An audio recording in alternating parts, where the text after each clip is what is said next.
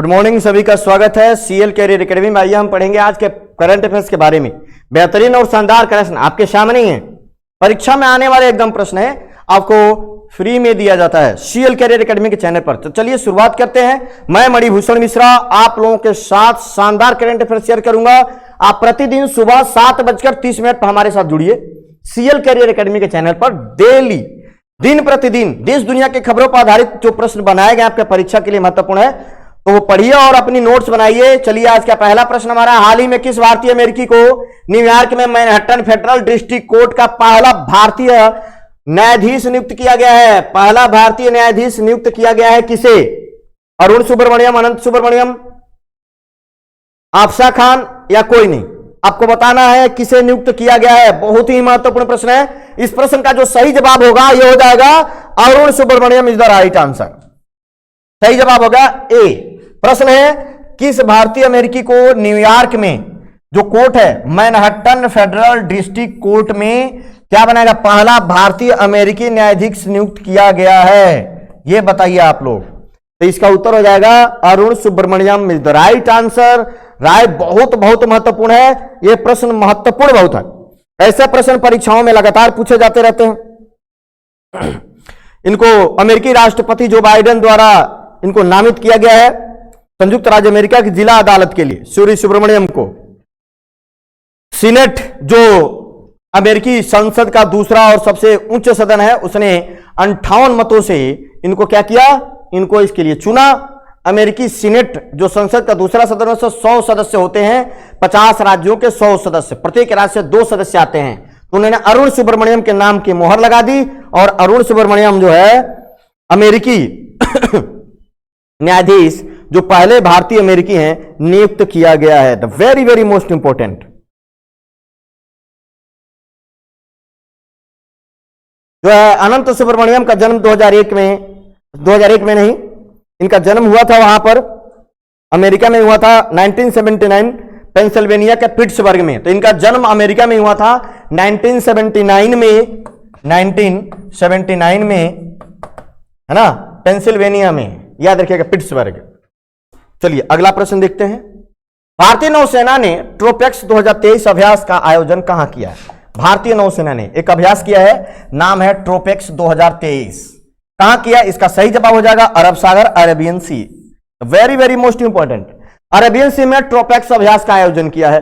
अब ये ट्रोपेक्स आयोस ध्यान रखिएगा, ये नौसेना का है, ये भी याद रखना है, नौसेना नेवी का, और अभ्यास ट्रोपेक्स है। इसका आयोजन अरब सागर जो पश्चिमी तट पर है, पूर्वी तट, पश्चिमी तट, पूर्वी तट के आगे जो बंगाल की खाड़ी है, और जबकि पश्चिमी तट पर जो यहां पर है अरब सागर है ना। तो ये बात ध्यान रखना है, महत्वपूर्ण प्रश्न होगा।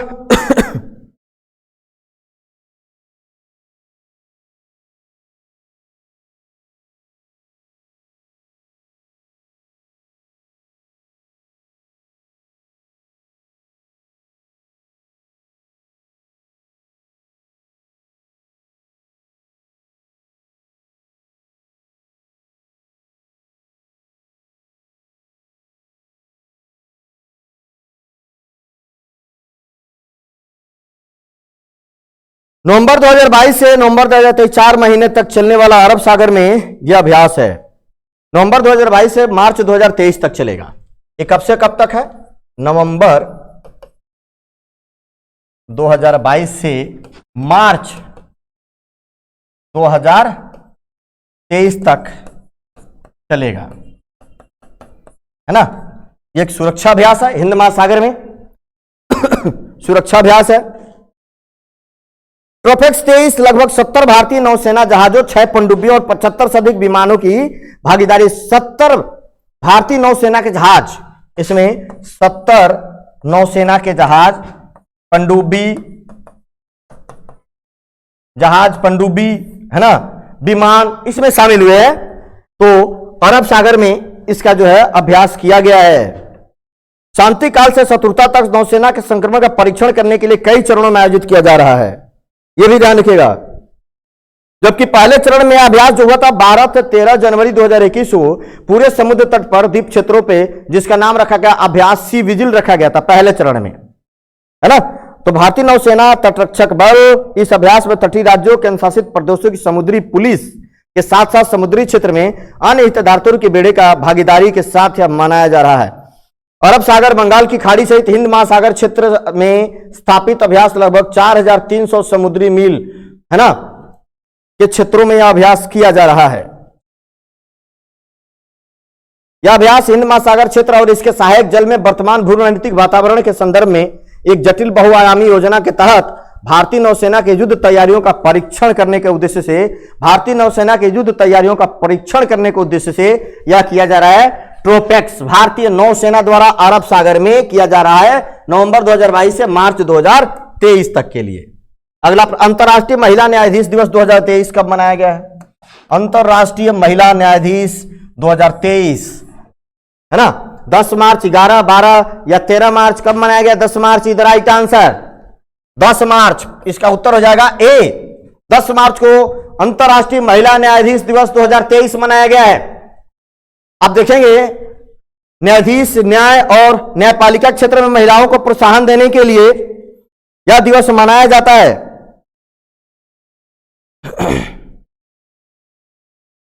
केवल अंतर्राष्ट्रीय, यह न केवल अंतर्राष्ट्रीय कानूनी संस्थाओं में महिला न्यायाधीशों को सम्मानित करने के लिए बल्कि लैंगिक समानता, अवसरों तक समान पहुंच और लिंग आधारित भेदभाव उन्मूलन के लिए भी मनाया जाता है कि महिलाओं के साथ न्याय प्रणाली में उनकी भागीदारी बढ़े, लिंग समानता जो है स्थापित हो, असमानता ना रहे और उनको सम्मान देने और विभिन्न प्रकार के भेदभाव से निपटने के लिए भी यह जो है दिवस मनाया जाता है। आप देखेंगे महिला न्यायाधीशों का अंतर्राष्ट्रीय दिवस, न्याय में महिलाएं, न्याय के लिए महिलाएं, न्याय में महिलाएं, न्याय में महिलाएं, न्याय के लिए महिलाएं, न्याय के लिए महिलाएं। एक तरीके से यह स्लोगन रखा गया, न्याय में महिलाएं, न्याय के लिए महिलाएं, स्लोगन के साथ यह दिवस मनाया गया है इस बार। ध्यान रखिएगा, संयुक्त राष्ट्र महासभा ने समाज में न्याय, समानता और निष्पक्षता के लिए दुनिया भर में महिला न्यायाधीशों द्वारा किए गए योगदान को मान्यता देने के तरीके के रूप में महिला न्यायाधीशों के लिए एक अंतर्राष्ट्रीय दिवस के लिए मतदान करवाया, जिसमें इसका एक सम्मेलन स्थापित किया गया। पहली बार यह दिवस कब मनाया गया? पहली बार यह दिवस को मंजूरी जो दी गई 28 अप्रैल 2021 को मंजूरी मिली। 2021 में मंजूरी, 2021 में मंजूरी मिली,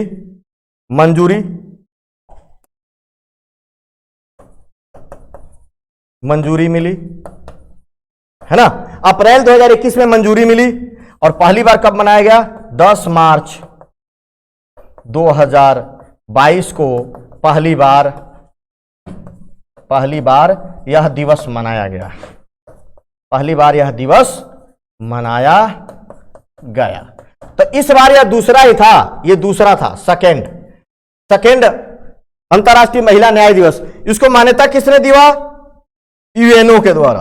यूएनओ के जो महासभा है, संयुक्त राष्ट्र महासभा के द्वारा इसको मान्यता दिया गया है। 10 मार्च को प्रतिवर्ष मनाया जाएगा अंतर्राष्ट्रीय महिला न्याय दिवस। ध्यान रखेंगे, भारत के सुप्रीम कोर्ट में वर्तमान में 3 महिला न्यायाधीश हैं। भारत के सुप्रीम कोर्ट में भी 3 महिला न्यायाधीश कौन है? बीबी नागरत्ना, हिमा कोहली, बेला एम त्रिपाठी। 3 महिला न्यायाधीश सुप्रीम कोर्ट में हैं। मुंडक उपनिषद द गेटवे टू इंटरनिटी पुस्तक के लेखक कौन है? ये बताना है। बहुत महत्वपूर्ण प्रश्न है, बहुत महत्वपूर्ण प्रश्न है। मुंडक उपनिषद द गेटवे टू इंटरनिटी पुस्तक के लेखक कौन है? परीक्षा में जरूर आएगा, आप लोग याद रखिएगा। इसके लेखक है डॉक्टर कर्ण सिंह। डॉक्टर कर्ण सिंह ने लिखा है और विमोचन किया जगदीप धनखड़ ने। किसने विमोचन किया? विमोचन किया है ना। तो जगदीप धनखड़ ने इसका क्या किया है? विमोचन किया है। जबकि इसके लेखक है, उत्तर हो जाएगा B, doctor Karan Singh. Very very most important, ये 2 प्रश्न पूछे जाएंगे। इस तरीके से जितने भी मैं प्रश्न करवा रहा हूं, इसके साथ आप जरूर याद रखिएगा, ये इसको लिख लीजिए, ये आएगा जरूर। जैसे विक्ट्री सिटी सलमान रुश्दी का मैंने बताया था, और जो भी प्रश्न मैं पुस्तकों से बताता हूं अलग लिख के रखिए, इसको याद रखिएगा, इन्हीं में से आएगा आपके प्रश्नों में। तो इस पुस्तक मुंडक उपनिषद द गेटवे टू इंटरनिटी के लेखक है कर्ण सिंह, जबकि इसको किताब का विमोचन किया है नई दिल्ली में जगदीप धनखड़ के द्वारा। ये 2 बातें याद रखिएगा आप लोग। किस देश ने 25 वर्षों में पहली बार महिलाओं के लिए सैन्य सेवा शुरू की है? महिलाओं के लिए कितने 25 वर्षों में पहली बार महिलाओं के लिए सैन्य सेवा शुरू की है? तो इसका सही उत्तर हो जाएगा Colombia is the right answer. Colombia, Colombia या दक्षिण अमेरिकी देश है और कोलंबिया ने यह शुरू की है ना। 25 वर्षों में पहली बार महिलाओं के लिए सैन्य सेवा शुरू किया है, कोलंबिया के द्वारा किया गया है। बहुत ही महत्वपूर्ण प्रश्न है। कोलंबिया की सेना में 1296 महिलाओं को शामिल किया गया फरवरी महीने में। फरवरी में 1296 महिलाओं को सेना में शामिल किया गया। तो अगले 25 वर्षों में महिलाओं को सेना में शामिल करने की शुरुआत कोलंबिया के द्वारा की गई है। फरवरी में 1296 महिलाओं को सेना में शामिल किया गया है। महत्वपूर्ण प्रश्न होगा, आप याद जरूर रखेंगे इसको।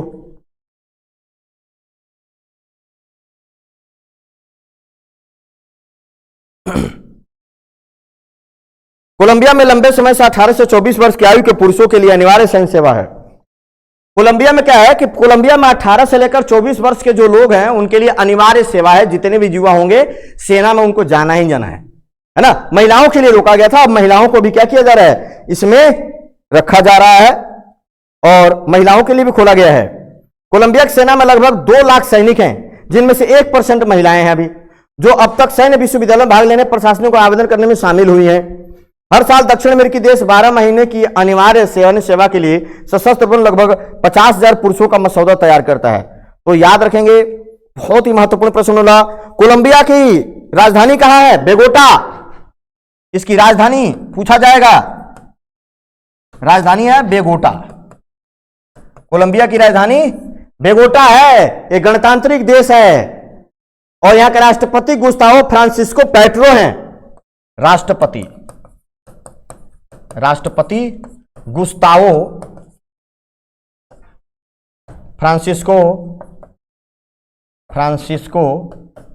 पेट्रो हैं। गुस्तावो फ्रांसिस्को पेट्रो यहां के क्या है? राष्ट्रपति हैं कोलंबिया के। और कोलंबिया की जो आधिकारिक भाषा है स्पेनिश है और मुद्रा पेसो है। कोलंबिया की मुद्रा क्या है? पेसो। और एक किस महाद्वीप में आता है? दक्षिण अमेरिकी महाद्वीप में आता है। दक्षिण अमेरिकी महाद्वीप में आता है। तो सारी बातें कोलंबिया के लिए ध्यान रखिएगा, बहुत ही महत्वपूर्ण है। कोलंबिया में Andes, Sierra Nevada, de Santa Marta यहां की पर्वत श्रृंखलाएं हैं। क्षेत्रफल 4,39,619 वर्ग मील का है। प्रमुख नदियां मैगडालेना, कोका, ट्रेट्रू, सिनू वहां के जो है प्रमुख जो है नदियां हैं। तो ये याद रखिएगा कोलंबिया। सिपरी रिपोर्ट 2023 के अनुसार दुनिया का सबसे बड़ा हथियार आयातक देश कौन सा है? सबसे बड़ा हथियार खरीदने वाले देश दुनिया में। सिपरी की रिपोर्ट अभी आई है 2023 के लिए। हर साल ये रिपोर्ट जारी करता है कौन सबसे ज्यादा हथियार खरीद रहा है, कौन सबसे ज्यादा बेच रहा है। तो अभी दुनिया का सबसे बड़ा हथियार आयातक देश, आयात मतलब खरीदने वाला। तो दुनिया का सबसे ज्यादा हथियार खरीदने वाला देश है, इसका उत्तर हो जाएगा Bharat. Bharat is the right answer. दुनिया का सबसे ज्यादा हथियार खरीदने वाला देश है भारत, इंडिया। और कुल हथियार जो बेचा गया दुनिया में, कुल हथियार का 11% आयात किया है इसने, भारत ने।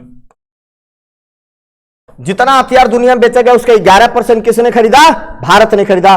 दूसरे नंबर पर आता है सऊदी अरब। दूसरा कौन सा है? सऊदी अरब है। दूसरे नंबर पर आता है सऊदी अरब। दूसरे नंबर पर सऊदी अरब 9.6%। ये तो पहला हो गया, ये हो गया फर्स्ट, ये हो गया सेकंड। और सऊदी अरब ने कितना खरीदा है? 9.6%।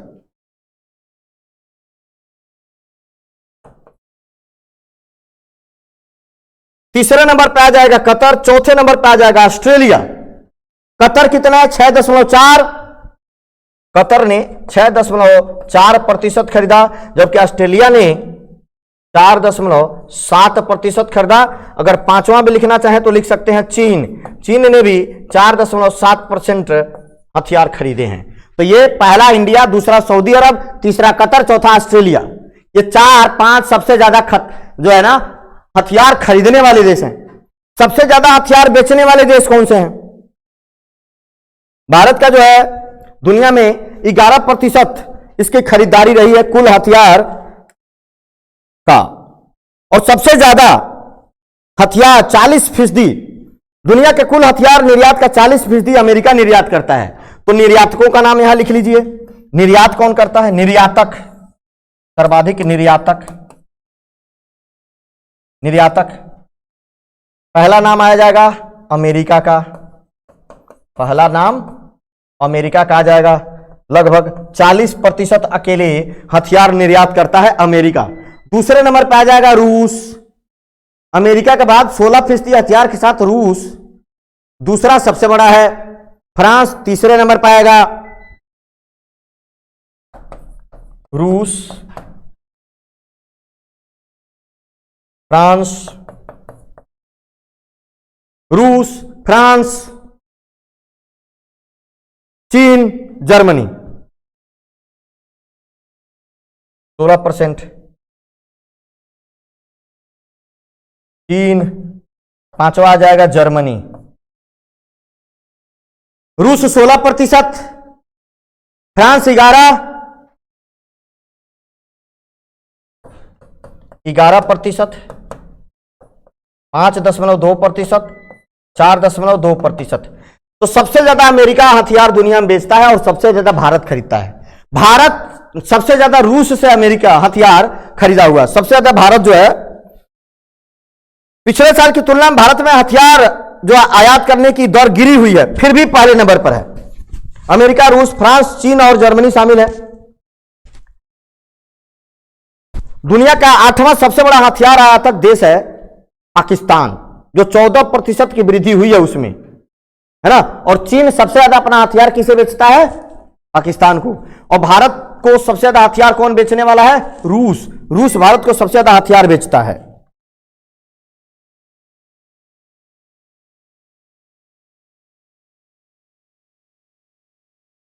चौदह फीसदी की बढ़ोतरी। वहीं रूस के हथियार निर्यात में 31% की कमी आई है।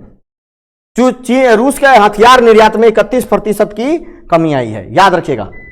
हाल ही में ICC player of the month, ICC player of the month, है ना, फरवरी माह के लिए, किस महीने के लिए?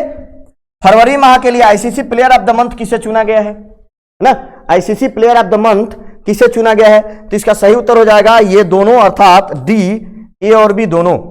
Player of the month Harry Brook और Ashleigh Gardner. Harry Brook England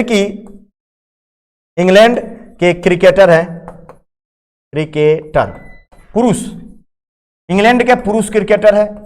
तो पुरुषों में इनको चुना गया है फरवरी महीने के लिए आईसीसी प्लेयर ऑफ द।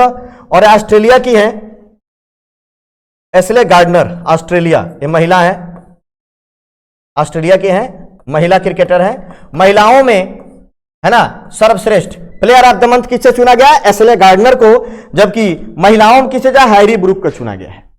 बहुत महत्वपूर्ण प्रश्न है, बहुत ही महत्वपूर्ण प्रश्न है। पिछले जनवरी महीने के लिए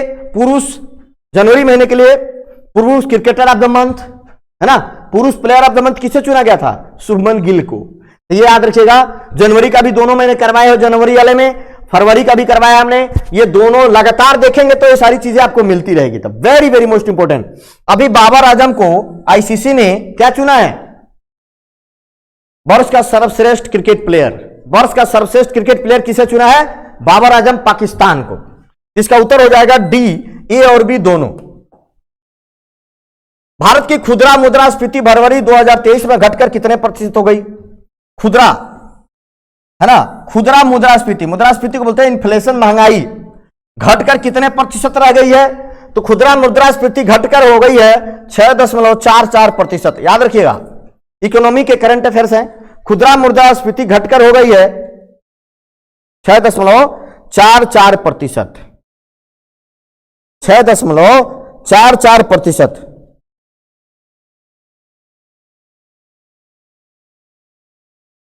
6.52% घटकर 6.44 हो गई है। मतलब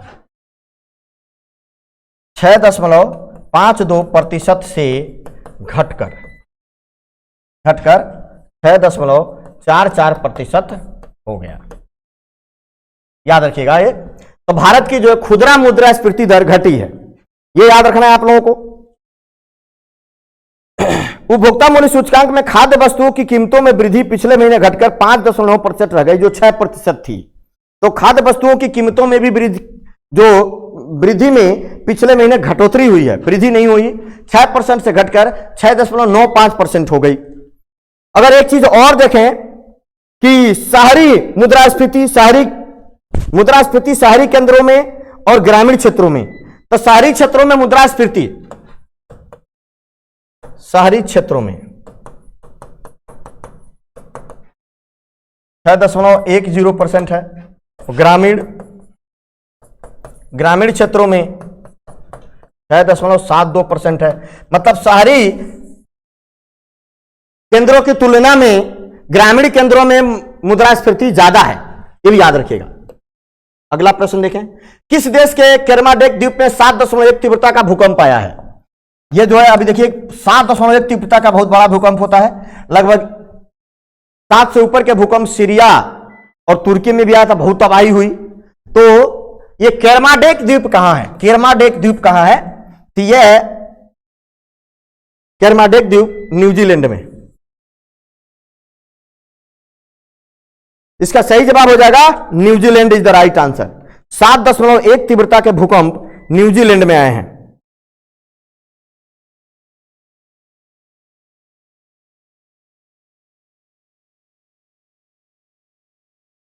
न्यूजीलैंड के केरमाडेक 7.1 तीव्रता के भूकंप रिक्टर स्केल पर, और इसकी इंटेंसिटी इतनी ज्यादा थी कि ऑस्ट्रेलिया तक ये महसूस किए गए। या ऑस्ट्रेलिया तक, तो न्यूजीलैंड की जो केरमाडेक द्वीप में 7.1 तीव्रता का भूकंप आया है ना, याद रखिएगा न्यूजीलैंड में केरमाडेक द्वीप, तो वेरी वेरी मोस्ट इंपॉर्टेंट। या ऑस्ट्रेलिया में भी महसूस, इमरजेंसी मैनेजमेंट की तरफ से बताया गया कि फिजी, न्यूजीलैंड और टोंगा में 0.3 मीटर ऊंची समुद्री लहरें उठी। ये बात याद रखिएगा। भूकंप का अनुमान 10 किलोमीटर की गहराई में था। भूकंप जो था 10 किलोमीटर की गहराई में था, मतलब जमीन से इसका नीचे जो केंद्र होता है, एपी सेंटर बोलते हैं, सेंटर, और जहां भूकंप निकलता है उसको क्या बोलते हैं? अधिकेंद्र बोलते हैं। ये पृथ्वी पर है, ये नीचे पृथ्वी के नीचे जहां से भूकंप आता है उसको बोला जाता है केंद्र, और भूकंप आके और जहां निकलता है ना, इसको बोलते हैं अधिकेंद्र। अधिकेंद्र, एपी सेंटर। तो याद रखिएगा, ये पृथ्वी जमीन से कितने किलोमीटर की गहराई में था? 10 किलोमीटर की गहराई में था।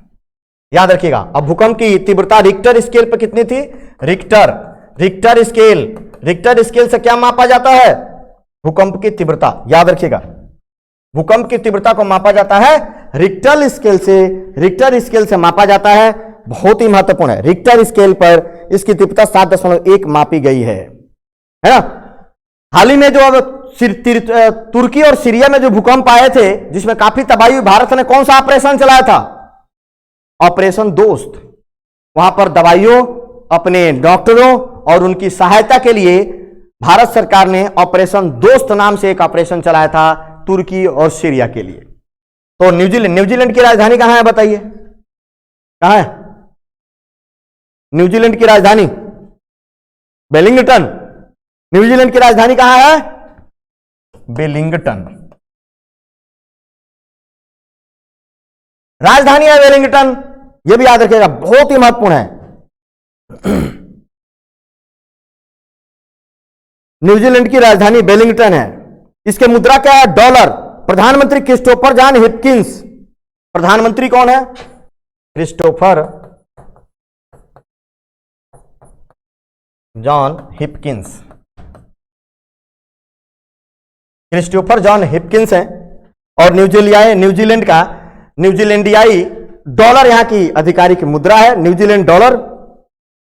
यह भी याद रखिएगा। संसदीय लोकतंत्र है यहां पर। अंग्रेजी और माओरी भाषा बोली जाती है। पर्वत श्रृंखला दक्षिणी आल्प्स है। यहां की एक पर्वत श्रृंखला है जिसको बोलते हैं दक्षिणी आल्प्स। दक्षिणी आल्प्स पर्वत श्रृंखला है। Great dividing range, great dividing range Australia की पर्वत श्रृंखला है। ग्रेट डिवाइडिंग रेंज ऑस्ट्रेलिया की पर्वत श्रृंखला है, जबकि दक्षिणी आल्प्स न्यूजीलैंड, न्यूजीलैंड की है। तो ध्यान रखिएगा, न्यूजीलैंड ऑस्ट्रेलिया का एक पड़ोसी है, देश है, याद रखेंगे। ऑस्ट्रेलिया की राजधानी क्या है? कैनबरा। इंडोनेशिया की जकार्ता। वियतनाम की क्या है? हनोई। जलवायु परिवर्तन अभियान सी चेंज क्लाइमेट के लिए किस जलवायु उद्यमी को भारत का एम्बेसडर नियुक्त किया गया है? किस जलवायु उद्यमी को भारत का एम्बेसडर नियुक्त किया गया है? The very very most important, इसका नाम हो जाएगा श्रेया घोड़ावत।